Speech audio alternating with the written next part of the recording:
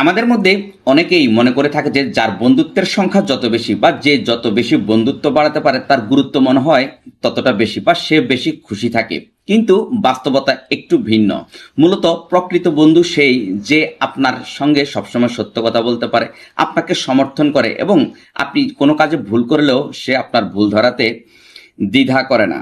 দেখুন, আমরা যখন কোনো মানুষের সঙ্গে খুব মিষ্টি কথা বলি বা হেসে হেসে কথা বলি এবং তার প্রত্যেকটা কথাই ইয়েস ইয়েস এবং হাঁ সম্বোধন করি, তখন সিস্টেমেটিক্যালি আমাদের বন্ধুত্বের সংখ্যা বাড়তে পারে, কিন্তু আবার প্রকৃত বন্ধুত্বের গভীরতাও কমতে থাকে। যেমন ধরুন, কোনো বন্ধু যদি সবসময় আমাদের সঙ্গে সত্য বলার সাহস দেখায় এবং আমাদের ভুলগুলো আমাদের চোখে আঙ্গুল দিয়ে দেখিয়ে দেয়, তখন অনেকের সঙ্গেই আবার বন্ধুত্বের সম্পর্ক বেশি দিন টিকে থাকে না বা ভেঙে যায়। তাই জীবনে প্রকৃত বন্ধুর প্রয়োজন, যে একজনই যথেষ্ট।